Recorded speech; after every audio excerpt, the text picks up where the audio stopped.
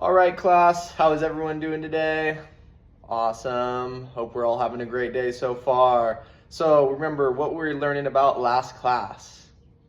Over there, awesome. Yes, we were solving systems of equations using substitution. A couple things, let's do a quick collaborative recap. Who can help me out and tell me what kind of form our equations have to be in? Awesome, over there, yep, standard form. So we want both the x and the y, the independent variables, on the same side of the equal sign. Then we remember to cancel out one of the variables. What do we need? Awesome, we need both of the coefficients to match. And then we can use our order of operations to solve for one of those variables. Then we plug that variable back into one of our original equations, and we're able to solve for the other variable just like that. Any questions before we move into our new subject for today? Awesome. I'm going to go ahead and mirror my screen so we can all follow along here. All right, class, now that we've recapped our last lesson from the video, let's take a look at our new standard that we're working to achieve. We'll read it first, then we'll break it down. So, solve real-world and mathematical problems leading to two linear equations in two variables. So, that's a lot of words, but let's break it down so we can understand what we're working towards.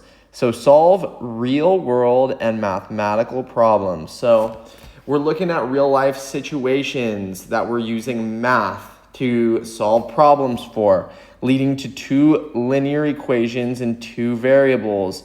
So this is what we covered in our last lesson, using two linear equations with two variables to solve a system of equations using substitution. Awesome. Do we have any questions about what our goals are, what we're trying to achieve here through this lesson? All right, great. Well, thank you. Let's move on to a little warm-up to review what we went over yesterday. So I'm going to show you all a problem solving a system of equations using substitution, but there is a mistake in here. So this is going to be good practice going through each step and checking our work to find where the mistake is. And there's a hint there, go step by step. So I'll show the problem. Here are the original system of equations. Step 1, we match the coefficients to eliminate one of the variables.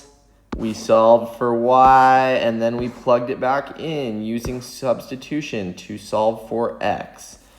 So let's take a minute to work on our own, try and identify where the problem is. Once you do see it, give your classmates a few minutes to figure it out on their own before blurting it out. If any of your group members need help, this would be a great time to demonstrate what you've learned and provide that help. Awesome. Now that we've had a minute to go over the problem, can anyone point out what I did wrong on this problem? Awesome. So I forgot to add, or I forgot the negative sign here when I distributed. This should be a -2 here. So we need to match the coefficients but have a different sign if we want to add them. So this is a really common mistake or misconception when dealing with these types of problems. Let's take a look now and see how deeply this affects the problem when we make this mistake here. So we know how important it is to look for it and try to not replicate this mistake. So, like I said here, we needed a -2 to distribute instead of just a 2. That will give us -4x here, minus 2y here, and a negative 14. So our negative 4x and 4x, those cancel out. Negative 2y plus negative 3y. That's going to give us a negative 5y. And negative 14 plus 9, that's going to give us a negative 5 here. So we have negative 5y equals negative 5. Using our inverse operations, we divide this side by we divide both sides by negative 5 to get y by itself. We just get y equaling 1 here. Then we go to step 3. We see that we'll need to change y equals 1 into our equation to solve for x. So here we have 4x plus 2 equals 14. We subtract both sides by 2 to get this x by itself. We then get 4x is equal to 12. Using inverse operations again here to get x by itself, we divide both sides by 4. Then we get x is equal to 3. So do we see how this mistake, it's such a small thing, but it has such a large ripple effect throughout the problem? Did anyone make this mistake before? Yeah, great. So it's pretty common. So it's something you want to have on your radar. Make sure you are double checking your sign. Now, getting into our guided practice. So we're going to look at our word problems, solving real life situations using systems of equation. So most of these types of problems are lengthy and wordy. We're going to read it 3 times so that we have a great understanding. We know exactly what the question is asking. This first time, we're going to read it all together. Let's make sure all of our pencils are down. Even if you think you know how to answer the problem, let's just focus completely on what the question is asking, what we're looking for.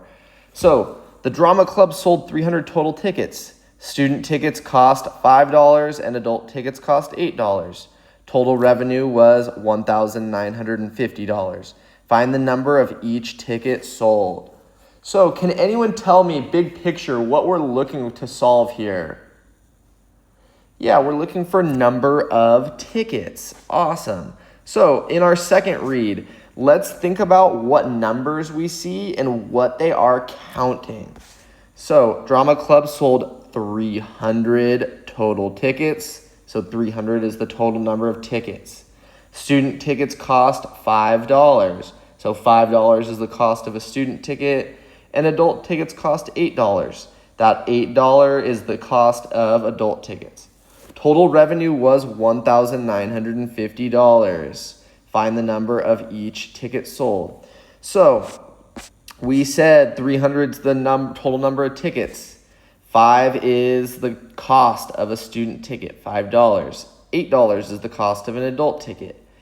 And $1,950 is the total revenue in dollars. We're going to color code these and keep them consistent throughout the problem so we have less things to stress about and we can put all of our focus towards solving the problem.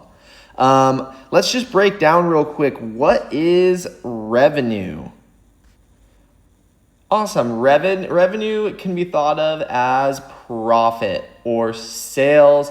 It is the number of revenue equals the number of things sold times the cost per unit. So $1,950 or $1,950, that is the product of our number of tickets sold for each group times the cost per unit. And lastly, let's read one more time to figure out what exactly we're finding. So the drama club sold 300 total tickets. Student tickets cost $5 and adult tickets cost $8. Total revenue was $1,950. Find the number of each ticket sold. So we're looking for the exact number of student and adult tickets sold. Step one on these problems, let's identify our variables. We know we're setting up a system of equations in two variables. So what two variables? Well, we're looking for number of student tickets. We can think of this as X. And the number of adult tickets. We can think of this as Y. Then we find our system of equations. So our first equation is for the total number of tickets. So this is our number of student tickets X plus our number of adult tickets Y. And then we're told there are 300 tickets sold total. So the sum of student tickets and adult tickets equals 300. Next, we have our profit or revenue function. So we said our revenue is the price per unit times the number of units sold. Since we have different types of tickets here, we need to think about that. How might we set this problem up here? Awesome. Yes, we're using two variables. Each variable or ticket has a different cost here.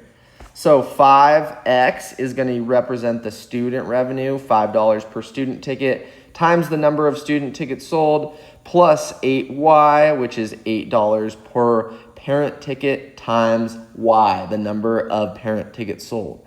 And all that equals to 1,950. Awesome. Now that we've gotten this far, this should be pretty familiar from what we learned in the video yesterday. We have our system of equations set up. Now we just need to solve and interpret. So solving this, we want to cancel out a variable. I'm going to narrow out the x's by distributing a -5 to our top equation. These negative 5x plus 5x, this is going to cancel out. Negative 5y plus 8y equals 3y. And then we get a negative 1,500 plus 1,950 equals 450. This gives us 3y equaling to 450. We use inverse operations and divide a 3 from both sides to isolate y on its own. We get y as 150 here. Awesome.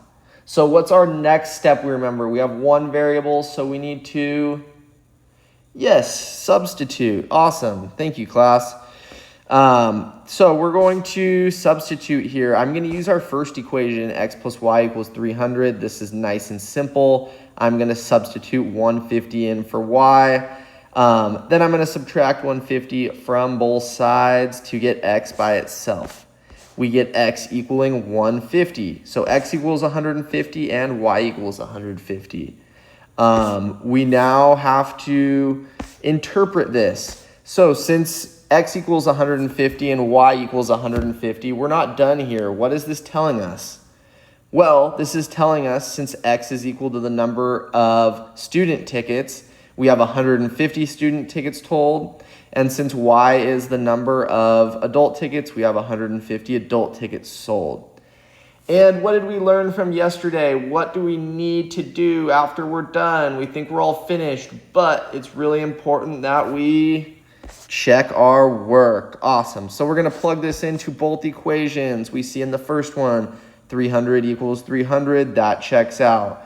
We plug in 150 into our second equation, and we get the left and right side both equaling 1950. Awesome.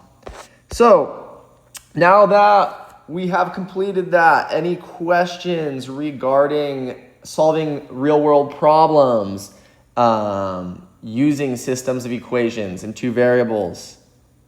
Awesome work. Hopefully now we can see the meaning or use of this concept in real life. So our exit ticket for today, we'll have everyone log on to Canvas and complete the Google form via the link. Thank you all and have a great day.